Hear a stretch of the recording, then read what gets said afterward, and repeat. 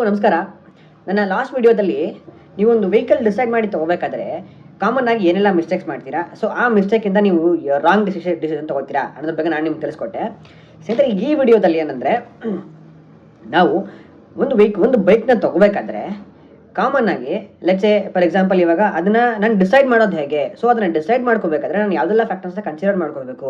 ಆಮೇಲೆ ನಾನು ತೊಗೊಂಡಿರೋ ವೆಹಿಕಲ್ಲು ನನ್ನ ಪರ್ಪಸ್ ನನ್ನ ಕಮಿಟ್ಮೆಂಟ್ಸ್ನ ಮ್ಯಾಚ್ ಮಾಡ್ಕೋಬೇಕು. ಸೊ ಈ ಥರ ಇದ್ದಾಗ ನಾನು ಯಾವುದೆಲ್ಲ ಫ್ಯಾಕ್ಟರ್ಸ್ನ ನಾನು ಕನ್ಸಿಡರ್ ಮಾಡ್ಕೋಬೇಕು ಅನ್ನೋದ್ರ ಬಗ್ಗೆ ಸಿಂಪಲ್ ಆಗಿ ತಿಳಿಸ್ಕೊಡ್ತೀನಿ. ಸೊ ಇದನ್ನು ನೀವು ಅಟ್ಲೀಸ್ಟ್ ನೀವು ನೋಡಿಕೊಂಡ್ರೆ ನೀವೊಂದು ವೆಹಿಕಲ್ ಒಂದು ಕರೆಕ್ಟ್ ಆಗಿರೋ ವೆಹಿಕಲ್ನ ನಿಮ್ಮ ಯೂಸೇಜ್ ತಕ್ಕಂತೆ ಡಿಸೈಡ್ ಮಾಡ್ಕೊಳ್ಳೋಕೆ ಈಸಿ ಆಗುತ್ತೆ.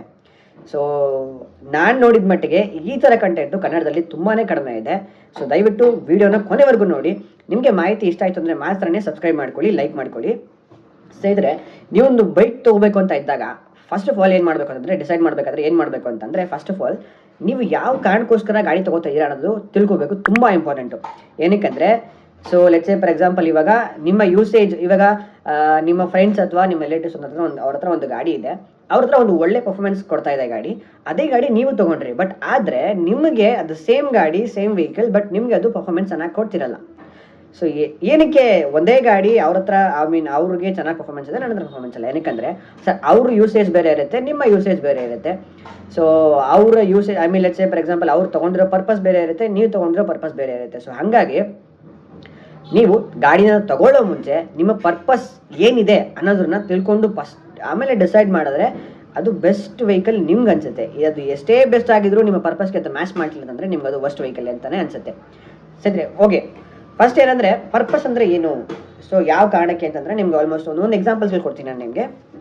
ಇವಾಗ ನನಗೆ ಆಫೀಸ್ ಕಮ್ಯೂಟು ಗಾಡಿ ಬೇಕು.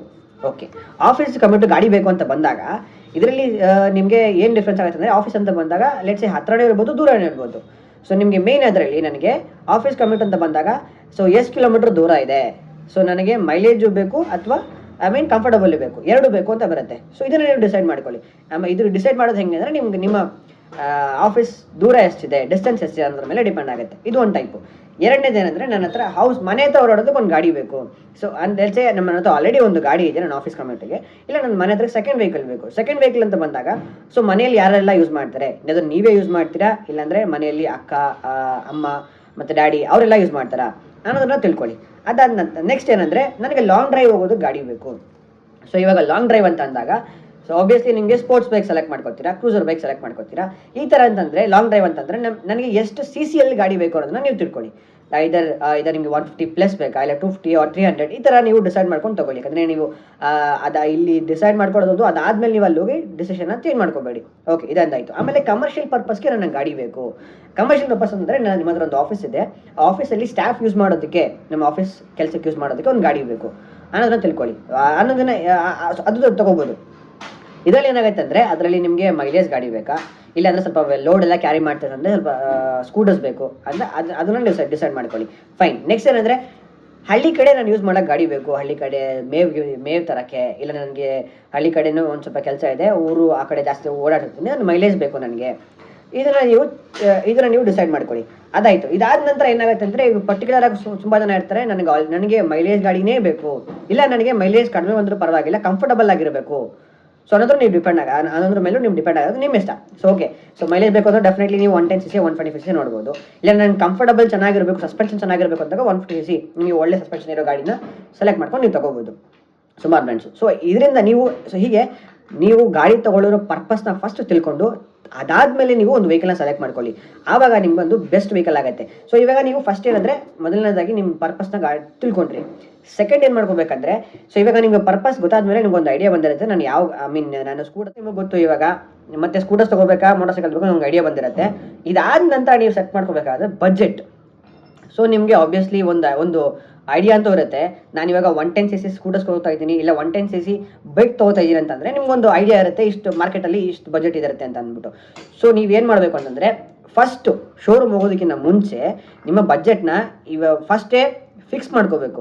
ಇವಾಗ ನಾನು ಲೆಟ್ಸ್ ಸೇ ಫಾರ್ ಎಕ್ಸಾಂಪಲ್ ಇವಾಗ ನಾನು 1 ಲಕ್ಷ ಇಲ್ಲ 1.5 ಲಕ್ಷ ಅಂತ ಇಟ್ಕೊಂಡಿರ್ತೀನಿ. ಇಲ್ಲ ಶೋರೂಮ್ಗೆ ಹೋದ್ಮೇಲೆ ಇದು ಗಾಡಿ ಚೆನ್ನಾಗಿದೆ ಅಂತ ಹೇಳ್ಬಿಟ್ಟು ದಯವಿಟ್ಟು ಆ ಥರ ನಿಮ್ಮ ಪ್ಲ್ಯಾನ್ನ ಚೇಂಜ್ ಮಾಡ್ಕೊಳಕ್ಕೆ ಹೋಗ್ಬಿಡಿ. ಯಾಕಂದರೆ ನೀವು ಆಲ್ರೆಡಿ ನಿಮ್ಮ ಪರ್ಪಸ್ನ ನೋಡಿಕೊಂಡು ಆಲ್ರೆಡಿ ಡಿಸೈಡ್ ಆಗಿರ್ತಾರೆ, ನಾನು ಈ ಗಾಡಿ ತೊಗೊಂಡ್ರೆ ನನಗೆ ಬೆಸ್ಟ್ ಆಗುತ್ತೆ, ಫ್ಯೂಚರಲ್ಲಿ ಕೂಡ ಒಳ್ಳೇದಾಗುತ್ತೆ ಅಂತ ಹೇಳ್ಬಿಟ್ಟು. ಸೊ ಅದರಿಂದ ಆಲ್ರೆಡಿ ನೀವು ಸೆಲೆಕ್ಟ್ ಮಾಡ್ಕೊಂಡಿರೋ ಬಜೆಟ್ಗಿಂತ ಜಾಸ್ತಿ ಅಂದರೆ ಒಂದು ಸ್ಲೈಟ್ಲಿ ಚೇಂಜಸ್ ಆದರೂ ಪರವಾಗಿಲ್ಲ, ಬಟ್ ತುಂಬ ಚೇಂಜಸ್ ಹೋಗಬೇಡಿ. ಯಾಕಂದರೆ ಅದು ನಿಮಗೆ ಫಿನಾನ್ಷಿಯಲಿ ಕೂಡ ನಿಮ್ಗೆ ಆಲ್ರೆಡಿ ಎಫೆಕ್ಟ್ ಆಗುತ್ತೆ, ಹಾಗೆಯೇ ನಿಮ್ಮ ರಿಕ್ವೈರ್ಮೆಂಟ್ನ ಮ್ಯಾಚ್ ಮಾಡೋದು ಕೂಡ ಕಷ್ಟ ಆಗುತ್ತೆ. ಸೊ ಇದರಿಂದ ನಿಮ್ಮ ಬಜೆಟ್ನ ಆಲ್ರೆಡಿ ನೀವು ಸೆಲೆಕ್ಟ್ ಮಾಡಿಕೊಂಡು ಇಷ್ಟನ್ನೇ ಫಿಕ್ಸ್ ಮಾಡ್ಕೊಂಡು ಹೋದರೆ ತುಂಬ ಬೆಸ್ಟ್ ಆಗುತ್ತೆ ಅಂತ ಅನ್ಸ್ಕೊತೀನಿ. ಸೊ ಈ ಥರ ನೀವು ಈ ಫ್ಯಾಕ್ಟರ್ಸ್ನ ನೀವು ಕನ್ಸಿಡರ್ ಮಾಡಿಕೊಂಡು ಒಂದು ಗಾಡಿನ ಅಥವಾ ಬೈಕ್ನ ಪರ್ಚೇಸ್ ಮಾಡಿಕೊಂಡ್ರೆ ಡೆಫಿನೆಟ್ಲಿ ಆ ವೆಹಿಕಲ್ ನಿಮ್ಗೆ ಆ ಬೈಕ್ ಒಂದು ಫ್ಯೂಚರಲ್ಲಿ ನಿಮಗೆ ಒಳ್ಳೆ ಪರ್ಫಾರ್ಮೆನ್ಸ್ ಅಂತ ಕೊಡುತ್ತೆ. ಯಾಕಂದರೆ ನೀವು ಎಷ್ಟೇ ಗಾಡಿ ಚೆನ್ನಾಗಿರೋದು ತೊಗೊಂಡ್ರು, ಇವಾಗ ಫ್ರೆಂಡ್ಸ್ ತೊಗೊಂಡಿದ್ದಾರೆ, ಇಲ್ಲ ನಿಮ್ಮ ಸಂಬಂಧಿಕರು ತೊಗೊಂಡಿದ್ದಾರೆ ಅಂತ ಹೇಳ್ಬಿಟ್ಟು ನೀವು ಆ ಗಾಡಿನ ನೀವು ಪರ್ಚೇಸ್ ಮಾಡೋಕ್ಕೆ ಹೋದರೆ ಆ ಗಾಡಿ ನಿಮ್ಗೆ ಎಷ್ಟೇ ಪರ್ಫಾರ್ಮೆನ್ಸ್ ಚೆನ್ನಾಗಿದ್ರು ಕೂಡ ಬಟ್ ನಿಮಗೆ ಅದು ಒಳ್ಳೆ ರಿಸಲ್ಟ್ ಕೊಡಲ್ಲ. ಏನಕ್ಕಂದರೆ ನೀವು ತೊಗೊಂಡಿರೋ ಪರ್ಪಸ್ ಬೇರೆ ಇರುತ್ತೆ, ಆ ಗಾಡಿ ಯೂಸೇಜ್ ಅಥವಾ ಮೇಂಟೆನೆನ್ಸ್ ಬೇರೆ ಇರುತ್ತೆ.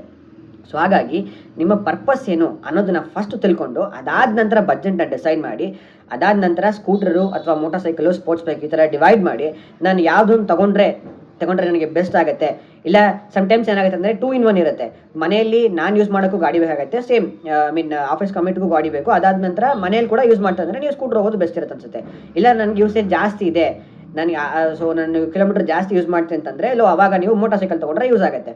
ಸೊ ಸೇಮ್ ಟೈಮ್ ಇನ್ನೊಂದು ಏನಾಗುತ್ತೆ ಅಂದರೆ ಇಲ್ಲಿ ಏನು ಹೇಳ್ತಾರೆ, ನನಗೆ ಇದಾದ ಮೇನ್ ಪಾಯಿಂಟ್ ಏನು ಬರುತ್ತೆ ಅಂದರೆ ಇಲ್ಲಿ ನನಗೆ ಮೈಲೇಜ್ ಬೇಕು ಅಂತ ಸಮ್ಟೈಮ್ಸ್ ಒಬ್ಬರು ಇರ್ತಾರೆ ಅನ್ಕೊಳ್ಳೋಣ. ಸೊ ನೀವು ಒಂದು 50 ಕಿಲೋಮೀಟರ್ ಗಾಡಿ ಯೂಸ್ ಮಾಡಿದ್ರೆ ನನಗೆ ಮೈಲೇಜು ಮೇನ್ ಇಂಟೆನ್ಷನ್ ಆಗಿರುತ್ತೆ.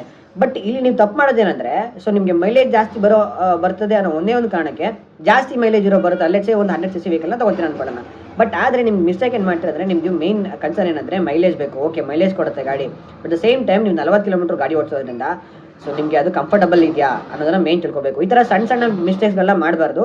ಇದನ್ನೆಲ್ಲ ನೀವು ತಿಳ್ಕೊಂಡು ನಂತರ ನೀವು ಫಸ್ಟ್ ಒಂದು ವೆಹಿಕಲ್ನ ಡಿಸೈಡ್ ಮಾಡೋಕ್ಕೋದ್ರೆ ಆವಾಗ ನಿಮ್ಗೆ ಅದು ಬೆಸ್ಟ್ ವೆಹಿಕಲ್ ಅದು ನನ್ನ ಅನಿಸಿಕೆ. ಇದು ಇಷ್ಟೆಲ್ಲ ಫ್ಯಾಕ್ಟರ್ಸ್ ನೀವು ಕನ್ಸಿಡರ್ ಮಾಡಿಕೊಂಡ್ರೆ ಅದಾವಾಗ ನಿಮ್ಗೆ ಅದಾದ ನಂತರ ಒಂದು ಬೆಸ್ಟ್ ವೆಹಿಕಲ್ನ ನೀವು ಸೆಲೆಕ್ಟ್ ಮಾಡ್ಕೊಳ್ಳಿ. ಸ್ನೇಹಿತರೆ, ಈ ಮಾಹಿತಿ ನಿಮ್ಗೆ ಇಷ್ಟ ಆಗಿದೆ ಅಂತ ತಿಳ್ಕೊತೀನಿ. ಇಷ್ಟ ಆದರೆ ದಯವಿಟ್ಟು ಸಬ್ಸ್ಕ್ರೈಬ್ ಮಾಡ್ಕೊಳ್ಳಿ. ನಿಮಗೆ ಯಾರೆಲ್ಲ ಒಬ್ಬರು ಕನ್ಫ್ಯೂಸ್ ಆಗಿರ್ತಾರೆ ನಾನು ಯಾವ ಗಾಡಿ ತೊಗೋಬೇಕು ಅನ್ನೋರಿಗೆ, ಗಾಡಿ ತೊಗೊಳ್ಳೋರಿಗೆ ಈ ವಿಡಿಯೋನ ಶೇರ್ ಮಾಡ್ಕೊಳ್ಳಿ. ಡೆಫಿನೆಟ್ಲಿ ಅವ್ರಿಗೆ ಒಂದು ಒಳ್ಳೆ ಗಾಡಿನ ಡಿಸೈಡ್ ಮಾಡ್ಕೊಳ್ಳೋಕ್ಕೆ ತುಂಬ ಹೆಲ್ಪ್ ಆಗುತ್ತೆ. ನನ್ನ ನೆಕ್ಸ್ಟ್ ವಿಡಿಯೋದಲ್ಲಿ ನೀವು ಯಾವ ಯೂಸೇಜ್ಗೆ ಯಾವುದೆಲ್ಲ ಬೆಸ್ಟ್ ಬೈಕ್ಗಳು, ಯಾಕಂದರೆ ತುಂಬ ಬ್ರ್ಯಾಂಡ್ಸ್ಗಳಲ್ಲಿ ಯಾವುದೆಲ್ಲ ಬೆಸ್ಟ್ ವೆಹಿಕಲ್ ನಿಮಗೆ ಸಿಗುತ್ತೆ ಅನ್ನೋದನ್ನು ನಾನು ನಿಮ್ಗೆ ಕಂಪ್ಲೀಟಾಗಿ ನಿಮಗೆ ತಿಳಿಸ್ಕೊಡ್ತೀನಿ. ಸೊ ಕಾಯ್ತಾ ಇರಿ. Thank you.